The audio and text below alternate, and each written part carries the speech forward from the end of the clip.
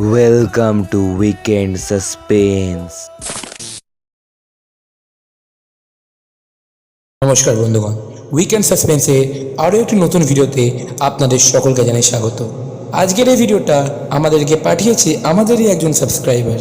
তো সাবস্ক্রাইবারের নামটা প্রাইভেসির কারণে গোপন করা হলো। ওর পরিবর্তে আজকে সাবস্ক্রাইবারের নাম দেওয়া হবে দেব। তো বেশি দেরি না করে শুরু করা যাক আজকের এই ঘটনা। সালটা সম্ভবত 2020, আজ থেকে প্রায় 5 বছর আগেকার ঘটনা। আমি আমার পরিবার থেকে প্রথম এমন ব্যক্তি যে কলকাতায় চাকরি করতে গেছিলাম। আমি হলাম দেব। আমার জন্ম পশ্চিম মেদিনীপুরে, আর এখানে একটি ছোট্ট গ্রামেই আমি বড় হই। আর কলকাতায় গিয়ে এত বড় বড় গগনচুম্বী বিল্ডিং দেখে আমার চোখ যেন ধাঁধিয়ে যায়। যাই হোক, কাজের সূত্রে গিয়ে আমি ওখানে অনেকই বন্ধু পাতিয়ে নিয়েছিলাম। আমি যেখানে কাজ করতে যেতাম সেই জায়গাটা আমার গ্রামের থেকে অনেকটাই দূর। তাই আমি ঠিক করি আমি কলকাতাতেই থাকবো। কলকাতাতে একটি ছোট্ট ফ্ল্যাট আমি ভাড়া নিলাম, এবং ফ্ল্যাটের ভাড়া আর খাওয়া খরচা আর পরিবারের জন্য কিছু টাকা পাঠিয়ে আমার সংসার ভালোই চলছিল। তার উপর আমার যে অফিস ছিল সেটাও খুব ভালো ছিল, এবং ওখানে আমার অনেক বন্ধু ছিল। যাই হোক, এইসব কথা বাদ দিই, আমি আমার অফিসে রোজই বাসে বা ট্রামে করে যেতাম। বাসে ট্রামে ভাড়াটা একটু বেশি লাগতো এবং সময়টাও বেশি খেত। আমি বাসেই যেতাম, কারণ শহরতলিতে প্রথমবার এসেছি।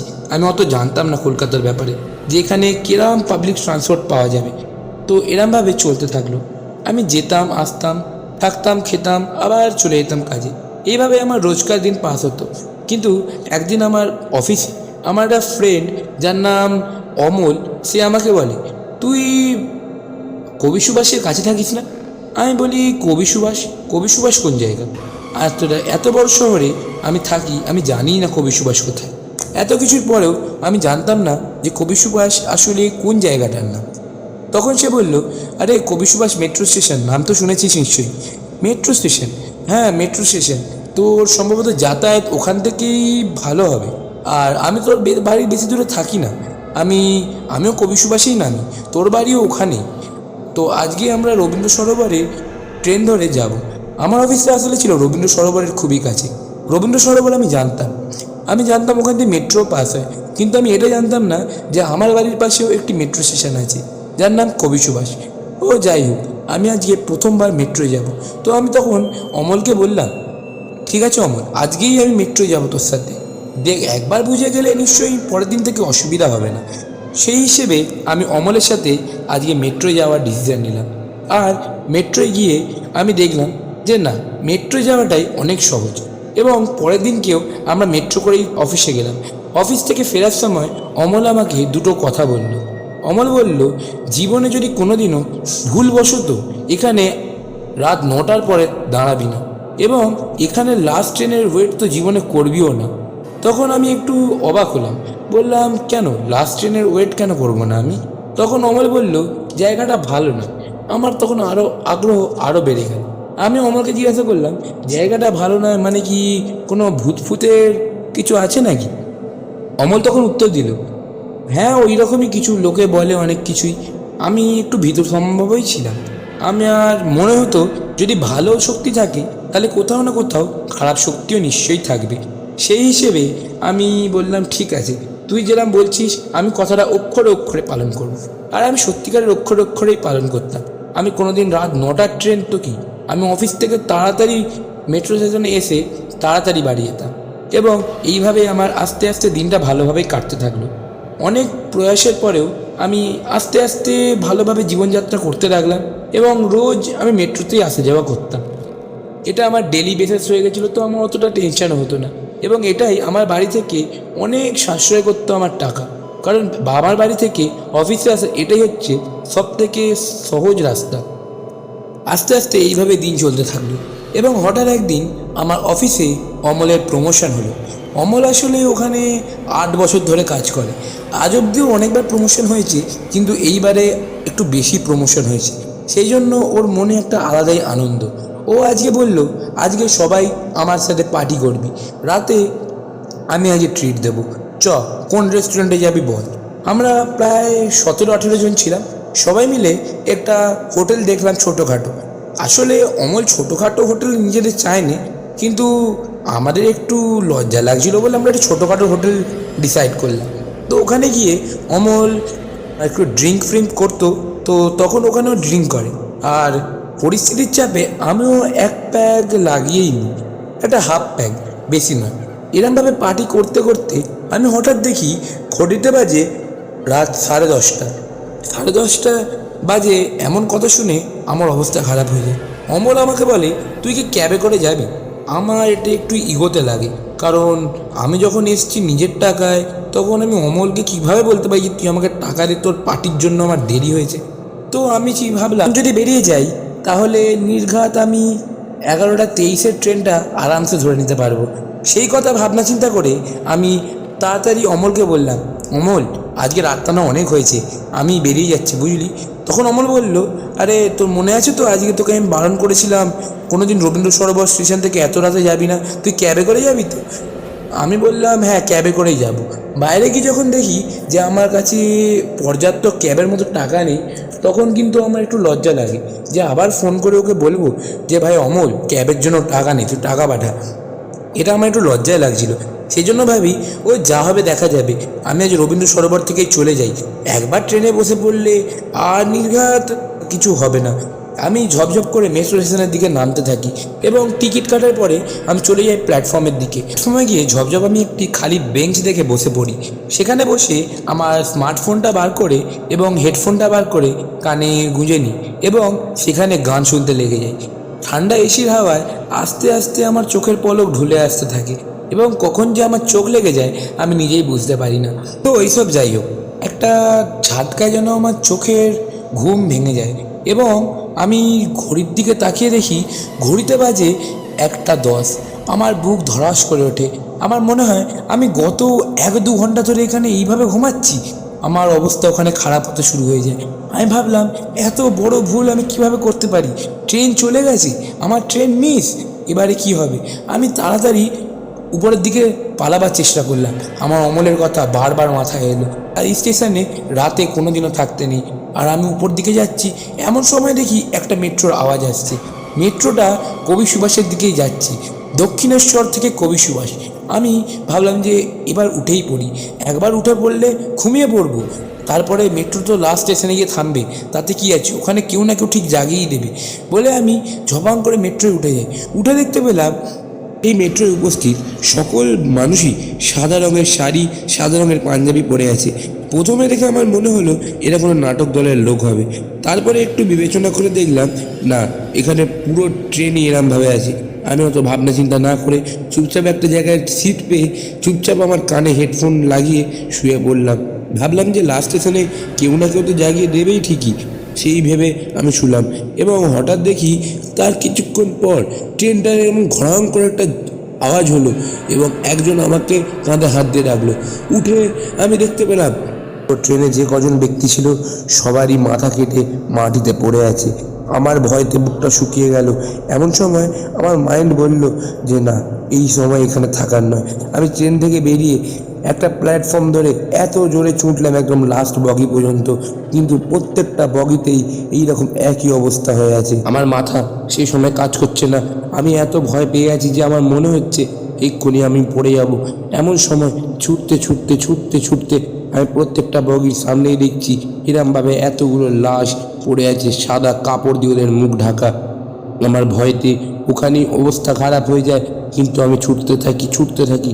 একদম শেষ বগির কাছে গিয়ে দেখি একটা বড় কালো মানুষ, যে হাতে একটা বড় হকি স্টিক নিয়ে দাঁড়িয়ে আছে। সে আমার মাথায় ঘাম করে হকি স্টিকটা মারে আর আমি ওখানে অজ্ঞান হয়ে যাই। যখন আমার চোখ খোলে আমি দেখি তখন বাজে 11:10 আর 11:25 ট্রেন এখনও আসেনি। আমি দেখলাম 11:25 ট্রেন এবার ঢুকছে। আমার তখন অবস্থা অনেক শোচনীয় হয়ে গিয়েছিল।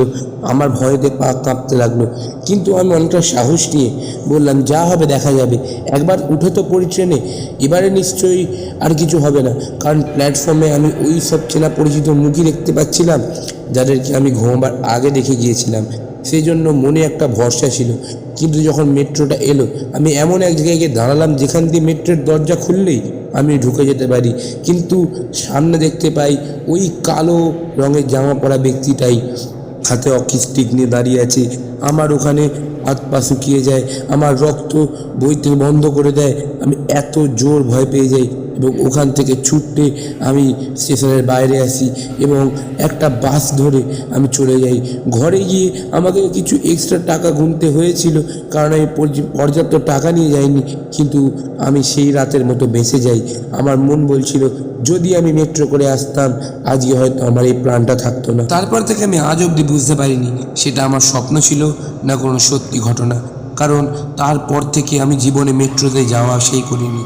তার কারণ সেই যে ভয় সেটা আমার মনের মধ্যে এমনভাবে গেঁথে গিয়েছিল, তারপর থেকে আমি কোনোদিন মেট্রো ওঠার সাহস পাইনি। আপনারা এতক্ষণ শুনলেন রবীন্দ্র সরোবরের মেট্রো স্টেশনের একটি ভৌতিক ঘটনা। এখন আমি আপনাদের শুনতে চলেছি রবীন্দ্র সরোবরের লেকের একটি ভয়ানক ঘটনা, যেটা আমাদের পাঠিয়েছে আমাদের আরেকজন সাবস্ক্রাইবার। তো বেশি দেরি না করে সেকেন্ড গল্পটাও চালু করা যাক। গল্পটা যিনি আমাদেরকে পাঠিয়েছেন তিনি তার নামটা গোপন রাখতে বলেছেন, তাই প্রাইভেসির কারণে তার নামটা গোপন রেখে আমি গল্প পাঠে শুরু করছি। আমি শহর কলকাতারই একজন বাসিন্দা, প্রায়ই লেকে ঘুরতে আসি, কিন্তু সেই দিনটা ছিল একটু অন্যরকম। দিনটা ছিল শনিবারের। জীবনে অনেকবারই লেকের ধারে এসেছি, কিন্তু এইরকম অনুভূতি আমার এর আগে জীবনে হয়নি। আমার একটু ভয় লাগছিল, কেন জানি না। দুপুর 12টার সময়, দিনের বেলা ভূত দেখা গেছে বলে জানি না, তাই জন্য অত ভয় না পেয়ে আমি লেকের ধারে একটা বেঞ্চ ধরে বসে পড়লাম। ভালো করে প্রকৃতিটাকে দেখছিলাম। এমন সময় আমার চোখে ধরা পড়লো একটা গর্ত। আমি বললাম, লেকের ধারে গর্ত? আরে গর্তটা আমি এর আগে জীবনে দেখিনি। আর ওখানে সেদিনকে বেশি কেউ ছিলও না, ছিল মাত্র একটা মালি আর একটা বৃদ্ধ মানুষ। বৃদ্ধ মানুষটার চেহারা তেমন একটা ভালো ছিল না। আমার যতদূর মনে আছে তিনি একটু চশমা পরতেন, আর যে মালি ছিল তার হাতেও গ্লাভস দিয়ে ঢাকাই ছিল, তাই জন্য তার অত নোটিস করিনি। আমি এত নোটিস করে করবোটাই বা কি, সেই জন্য চুপচাপ একটা বেঞ্চে বসে থাকলাম এবং প্রকৃতির স্নিগ্ধতা আনন্দ উপভোগ করতে লাগলাম। সত্যি বন্ধুরা, একজন ব্যক্তি লেকের ধারে গেলে কতটা শান্তি অনুভব করে সেটা শুধু সেই ব্যক্তিটাই জানে। হঠাৎ দেখি একটা খুব জোরে শব্দ হলো। আমি লেকের দিকে তাকালাম, একটা বড় সড়ো ইট লেকের মধ্যে পড়েছে। আমার একটু সন্দেহ হলো। আমি ওখানে গিয়ে দেখলাম। আদতে আমি খুব সাহসী, কিন্তু আমার মধ্যে ভয়ও আছে প্রচুর। আমি প্রচুর ভীত। আমি খালি সাহসী হওয়ার নাটকটাই করতাম। আমি ঘুরে দেখলাম সেই যে বৃদ্ধ ব্যক্তিটি ওখানে আর দাঁড়িয়ে, যে ওখানে দাঁড়িয়ে ছিল, আর যে মালিটা ছিল সে ছুটে ছুটে যাচ্ছে। আমি সত্যি বলতে খুব ভয় পেয়ে যাই এবং ওইদিকে ছুটতে আরম্ভ করি। ওখানে গিয়ে দেখতে পাই সেই বৃদ্ধ ব্যক্তিটি জলে পড়ে গেছে, আর সেই মালিটা জলে নেমে সেই বৃদ্ধ ব্যক্তিটাকে জল থেকে উপরে তুলছে। আমার হাত পা ঠান্ডা হয়ে আসতে থাকে, কারণ এর আগে এত রক্ত আমি জীবনে দেখিনি। কারণ রক্ত হবে না, একটা মার্বেলে পুরো মাথা ঢুকে গেছে এবং কিভাবে যে হলো আমি এখনো বুঝতে পারছি না। নিচে অনেক কটা পাথর ছিল, মাথাটা বোধহয় থেতলে গেছে। আমার আশা মরে গেছিল, কিন্তু তাও তাকে ডাক্তারখানায় নিয়ে যাওয়া হয়। আমি সব খরচা দিই সেদিনকে, কিন্তু শেষে জানতে পারি সেই ব্যক্তিটিকে আর বাঁচানো যায়নি। কয়েকদিন কেটে যায়, আমার মন বলতে থাকে সেদিনকে যা হলো ওটা খালি একটা ইত্তেফাকের ব্যাপারই হবে। আমি সেইভাবে অতটা কিছু মাইন্ড করিনি, আর যেমনভাবে নর্মাল গিয়ে বসে থাকতাম সেরকমভাবে বসতে থাকি। আর আমার কথা হচ্ছে, আমি অনেকবারই যাই সাধারণত রবীন্দ্র সরোবরে। আমার যেতে ভীষণ ভালো লাগে। যদি বিকেলটা রবীন্দ্র সরোবরে একবার কাটাতে পারি তো আমার দারুণ আনন্দ লাগে। আর সব থেকে মোদ্দা কথা হচ্ছে, রবীন্দ্র সরোবর আমার বাড়ি থেকে বেশি দূরেও না, তাই জন্য প্রায়ই চলে যাওয়া যায়। একদিন ছাড়া ছাড়াই আমি যাই। কিন্তু এদিন আমার যেতে গিয়ে একটু রাত হয়ে গেছিল। আমি ওখানে গিয়ে একটি বেঞ্চে বসি এবং ওখানেই ঘুমিয়ে পড়ি। যখন আমার ঘুম ভাঙে আমি দেখি তখন রাত 10:30 বাজে। এতক্ষণে কেউ আমাকে ডাকেও নি, আর যে পার্কের কেয়ারটেকার সেও আসেনি। বাইরের দিকে যেতে গিয়ে দেখি যে দরজাটাও বন্ধ। আমার গা শিউরে ওঠে, কারণ এই অন্ধকার রাতে রবীন্দ্র সরোবর লেকে আমি একা বসে আছি। আর সেদিনকের ঘটনাটা আমাকে আরও কাঁপিয়ে তুলছে। গর্তটা ভরাট করা হয়েছে, কিন্তু সে গর্তটার কথা ভাবলেই আমার যেন কেমন একটা গা শিউরে ওঠে। যাই হোক, আমি অত গর্তের কথা না ভেবে আমি চিন্তা ভাবনা করতে থাকি যে এবার এখান থেকে বেরোবো কীভাবে। আমার ভয় থেকে মাথা কাজ করছিল না। তখন আমার এটাই মনে হলো ঠিক যে আজকের রাত্রে যখন আটকে গেছি, এখানে কোনো একটা বেঞ্চে শুয়ে পড়ে আজকে রাতটা কাটিয়ে দিই। সেই ঘরে কে আমার জন্য অপেক্ষা করে আছে। বিয়ে তো করিনি, মাও মারা গেছে 2 বছর হলো, বাবারও অত আমার প্রতি চাপ নেই, জানে ছেলে মদ খায়, তো সেই জন্যই হয়তো সাধারণত। কিন্তু আমি আজ ভাবি এখানে শুয়েই রাতটা কাটালে কাল সকালবেলায় ঘরে গিয়ে অন্তত এটা বলতে পারবো যে আমি রাতে ওভারটাইম করেছি। এটা একটা গর্বের বিষয় হবে আমার বাবার জন্য, কারণ আমি সচরাচর ওভারটাইম করব এটা তো হতে পারে না। না, আমি আজকে রাতে এখানেই শুয়ে পড়ি। কিছুক্ষণ প্রায় 2 ঘন্টা আমার ভালোই ঘুম হয়, কিন্তু তারপরে আমার ঘুম ভেঙে যায়। আমি হঠাৎ দেখি কেউ যেন আমাকে ডাকছে এমন মনে হলো। আমি উঠে চারপাশটা একটু ভালো করে দেখলাম। আমি ভাবলাম হয়তো কোনো কেয়ারটেকার রাতে দেখা করতে এসছে বা আমাকে দেখতে পেয়ে জাগাতে এসছে হয়তো কেউ। কিন্তু আমি ভালো করে চারপাশটা খুঁজলাম, ওখানে কেউ ছিল না। আমার যা ভয় লাগলো আমি কি বলবো। আমি আবার গিয়ে বেঞ্চে শুয়ে পড়লাম, আর এবারে আমার যে শার্টটা ছিল ওটাকে ভালো করে গায়ে ঢাকা দিলাম, যাতে কেউ না কিছু করতে পারে। এমনিতে আমি সাহসী হওয়া যে নাটকটা করতাম ওটা বেশ ভালোই কাজে দিত আমার, কারণ যখন পরিস্থিতি এমন হবে যে লোকে তোমাকে ভয় দেখাবে, তখন যদি তুমি একটু সাহসী হওয়ার নাটক করো তাও কিন্তু অনেক কাজে দেয়। তার কিছুক্ষণ পর আমি হঠাৎ লক্ষ্য করলাম যে একটা দুম করে শব্দ হলো, সেদিনকের মতন শব্দ। আমার গায়ে রক্ত উতলে উঠলো। আমি তখন দৌড়ে গেলাম ওই শব্দের পিছনে, গিয়ে দেখি ওই গর্তটা সকালবেলা বুঝিয়ে দেওয়া হয়েছিল। আমার এখন অবস্থা প্রচণ্ড খারাপ হয়ে যায়, তার কারণ আমি গর্তটাকে এর আগেও দেখেছি, আর এই শব্দটা আমাকে আরও ভয় পাইয়ে দেয়। আমি যখনই ওখানে যাই আমি দেখতে পাই ওই বৃদ্ধ মানুষটারই লাশ ওখানে পড়ে আছে। আমি ওখান থেকে ছুটে পালাতে যাই, কিন্তু তখন দেখতে পাই একটা কেয়ারটেকার ওখানে বসে আছে। আমি তার কাছে গিয়ে সব ঘটনা বলি, কিন্তু কেয়ারটেকার মুচকি হেসে বলে, আমি সবই জানি, তুই চিন্তা করিস না, এখানে আজকে তোর শেষ দিন হবে। এটা শোনার পরে আমি আরও ভয় পেয়ে যাই এবং ওখান থেকে পালাতে থাকি। পালাতে আমি দেখি আমার সামনে একটা সাদা রঙের শাড়ি পরা কয়েকজন ব্যক্তি বা মানুষ, তারা পুরুষ ছিল না মহিলা ছিল আমি প্রথমে দেখে বুঝতে পারিনি, কিন্তু চলে আসে, যার জন্য আমি লেকের মধ্যে পড়ে যাই এবং আমি পুরো ভিজে গিয়েছিলাম। আমার যে কিছু হয়নি সেটা আমার সৌভাগ্য। সাঁতার আমি ছোটোবেলা থেকেই জানতাম, তাই আবার সাঁতরে লেক থেকে উঠে এসে আমি আবার ছুটতে শুরু করলাম এবং আমার যা ভয় লাগছিল, আমি ভাবলাম রেলিং টপকাবো, কিন্তু রেলিং টপকাতে গিয়ে দেখি ওখানে কেউ কাঁটা তারে পুরো ভর্তি করে দিয়েছে রেলিং। অর্থাৎ সচরাচর এমনি কাঁটা তার থাকে না, কিন্তু সেদিনকে পুরো কাঁটা তারে ভর্তি, অথচ আমি ঢোকার সময় কাঁটা তার লক্ষ্যই করিনি। হতে পারে এটা আমার মনের ভুল, কিন্তু তাও আমি একটু ভালো করে দেখলাম, তাও কাঁটা তার। আমি হাত দিতে আমার হাতে রক্ত এসে গেল, মানে আমার হাতটা কেটে গেল। আমি তখন খুব ভয় পেয়ে গেছি। এমন সময় আমি ছুটে পালাতে থাকি এবং হঠাৎ দেখি একটা বড় ল্যাম্পপোস্ট আমার মাথা ঢুকে যায়। আমি ওখানে অজ্ঞান হয়ে পড়ে যাই এবং সারা রাত আমার সেন্স ছিল না, তাই সম্ভবত আমি বেঁচে যাই। যখন সকালবেলা একটা মালি এসে আমাকে ডাকে, তখন আমি উঠে দেখি না তো কাঁটা তার আছে, না তো গর্ত আছে, আমি খালি পড়ে আছি মাটিতে, আর আমার মাথায় সেই ফোলা আলু দাগ, আমার জামা কাপড় ভিজে। আমি এখনো বুঝতে পারছি না কাল রাতে আমি কি দেখলাম। সঙ্গে সঙ্গে বাড়ির দিকে রওনা হলাম। বাড়িতে পৌঁছে আমার বাবা আমাকে ব্যঙ্গ করে বলে, কী রে উজবু, আজকে আবার মদ খেয়ে নেশা করে পুকুরে পড়ে গেছিলিস? আমার ভেজা জামা কাপড় দেখে বাপির এরকম মনে হওয়াটা স্বাভাবিক, কিন্তু কথা হচ্ছে আমি বাপিকে পুরো কথাটা বলতে পারলাম না। তার কারণ যদি বাবা আমাকে আজগুবি কথা ভেবে আমার কথা বিশ্বাস না করে। যাই হোক, সেই ঘটনাটা যে সত্যি সেটা প্রমাণ করছে আমার ভিজে জামা কাপড়, হাতের ওই কাটার দাগ এবং আমার মাথায় হয়ে থাকা সেই আলু। আর এখনও আমার মনে হয় যে এই ঘটনাটা সত্যি। তারপর থেকে রবীন্দ্র সরোবরে লেকে যেতে আমার ভীষণ ভয় করে, আর আমি প্রায় যাই না বললেই চলে। সত্যি বন্ধুরা, কলকাতায় কতই না রহস্যময় ঘটনা আছে যেগুলো থেকে আমরা অপরিচিত। এইরকমই একটা ভয়ঙ্কর ঘটনা রবীন্দ্র সরোবরকে ঘিরেও রয়েছে। এই ঘটনাটা আমাদের যে পাঠিয়েছিল তাকে অসংখ্য অসংখ্য ধন্যবাদ। তো আজকের এই ভিডিওটা আমরা এখানে শেষ করছি। আশা করছি আপনাদের ভিডিওটা খুবই ভালো লেগেছে।